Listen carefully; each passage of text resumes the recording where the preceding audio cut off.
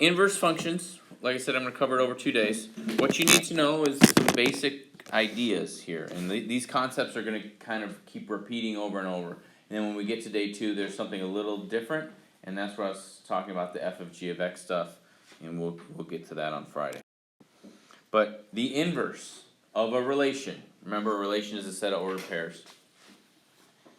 The inverse of a relation is the set of ordered pairs obtained by exchanging the x coordinates with the y coordinates. Basically what we're going to do is we're going to come up with a new relation, and we're just going to switch the x's and y's around. And that new relation with the x's switched and y's around, with the x's and y's switched around, is the inverse. Now here's what I'm talking about, the types of problems you're going to have. You're going to have something like this that's going to say find the inverse of the relation. Okay, so here's a particular relation. All right, it consists of 3 points: negative 9, 10, 1, negative 3, 8, negative 5. Okay, and so in order to find the inverse of this relation, all you have to do is come up with 3 new points where you switch the x's and y's around. So we have to make a point of 10, negative 9, negative 3, 1, negative 5, 8. Yep. Thank you. You have to do, okay? So you're given this set of ordered pairs. The inverse is found by switching the x and y around, which is what I said. Now I put it in the notes for you. So then go ahead and write that. Write that relation down where you've switched the x's and y's around. Just flip them. So if I switch the x and the y around here, what's my new point going to be? 10, negative 9. And then what's the new point going to be here? Negative 41. And then what's this one? Negative 5, 8. Okay, so that's the inverse. Okay, when you're given a set of points and you're asked to find the inverse, you just switch the x and y around. And there's the inverse.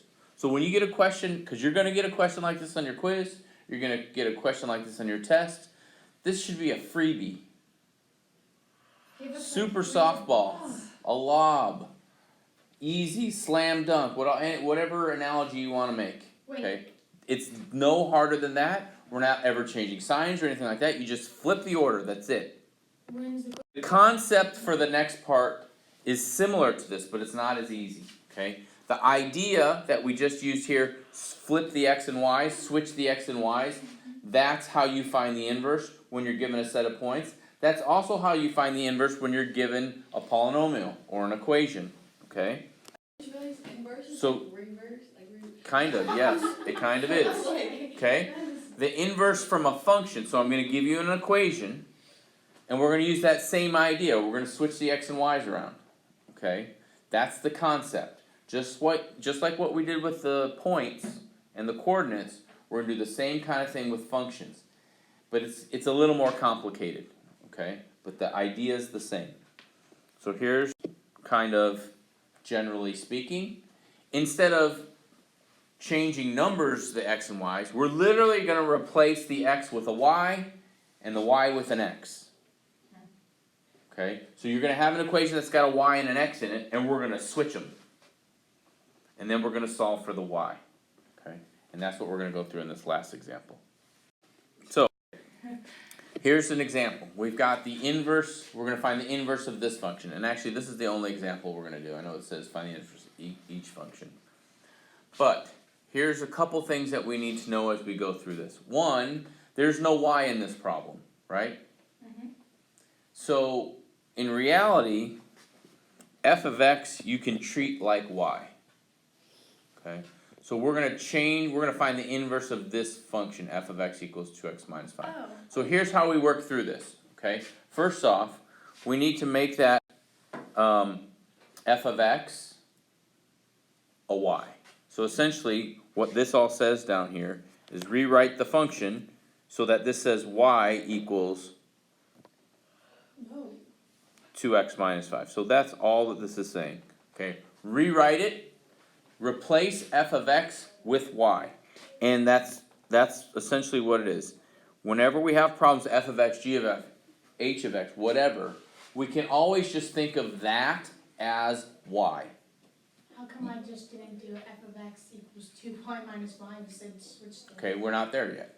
We didn't even have a y to switch with. So that's the reason why we do that. is in order to switch the x and y's around, I need to have a y, and I didn't even have a y yet.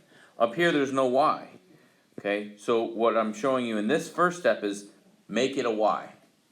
Now maybe it seems like excessive writing to just say change the f of x to a y, but I want you to have that in your notes so that when you're working on this later, that in case you forget what to do, you have the steps, okay? So now we have the y, now we have the x, and now we switch them, okay? And that's what the next step is going to be. Exchange the x and the y. So again, notice if we compare, when I changed the original function, it said y equals 2x minus 5. After we switch it, now we switch the x and y's around. So x equals 2y minus 5. Okay? So we switch the x and y's. So even like the problem that had all the points in it where we switch the x and y coordinates around, it's the same idea. Instead of switching coordinates around, we switch the variables around, and then you'll see what we're going to do after that. The third step is to solve the equation for y. So now what I need to do, so my first step was get y in place of f of x. Second step was switch x and y around. Third step is I'm going to have to solve this equation and get y by itself. Okay, and I'm going to do that on the next slide, so this is going to jump to the next slide here in a second. And this is all going to be repeated at first so we can see what we're dealing with, and then we'll work through it. First step, replace f of x with y. Second step, switch x and y around. Third step, we got to get y by itself. Okay, and we'll do that on the next slide. So let's start there.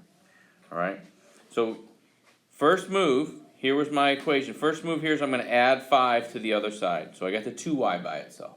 I didn't finish.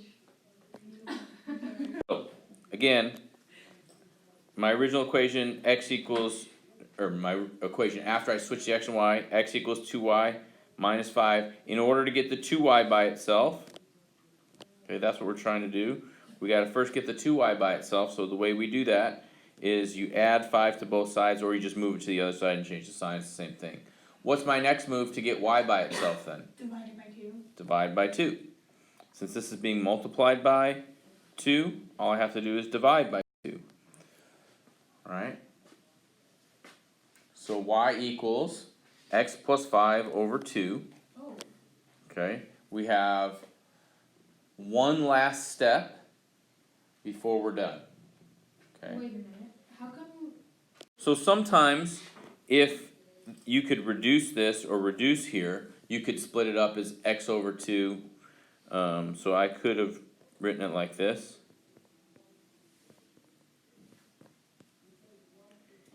But the only reason I would ever do something like that is because I'd be able to reduce either here or here.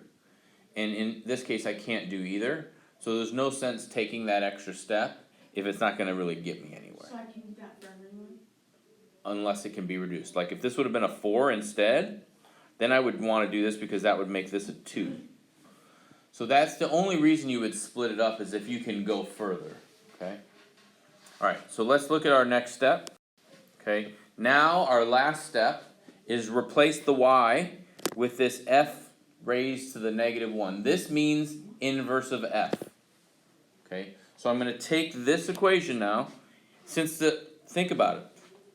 Our original problem was a function f of x. We put the y in there just to help us work through this. There wasn't a y in the problem to begin with. So the inverse notation is this. This is how we indicate the inverse of f. That's what that means. It doesn't really mean f to the negative 1 power. It means the inverse of f. The inverse of f of x, I should say. Which is what we were trying to do all along. We started with f of x. We were trying to find the inverse of f of x. And this notation means the inverse of f of x. Okay? So now I take my equation where I got y by itself, and I just replace it. Now I flip them around so that the inverse of f of x is on the left, right? Because over here it was on the right. And that's my final answer. Okay. Now one of the things I want you to notice about the inverse, cause here, I'm gonna write f of x here real quick, hopefully, there we go. My original f of x was 2x minus 5, right, that was my original f of x. Notice how they're similar, and the inverses are similar, so like this is multiplied by 2, this one's divided by 2. There's a minus 5, there's a plus 5. That's kind of what inverses are, they're opposites of each other. So when you start with your original function, your inverse should have a lot of opposite operations in it, With the same numbers. most of the time. Is it always going to be f negative 1? But you're saying If the original function is f of x, the inverse is always gonna be with the f to the negative 1. If this was g of x, then this would just be a g, but the inverse would be that So way. it's, okay, the negative 1 doesn't really mean anything. No, it so- just means it's the inverse of f. Got okay. it. Now, so what's important when you're finding the inverse, your final answer right here, there's the inverse. That notation needs to be there. Okay, you don't have to rewrite the original function. I just wanted to show you the relationship between all those opposites and inverse operations, okay? wait, I was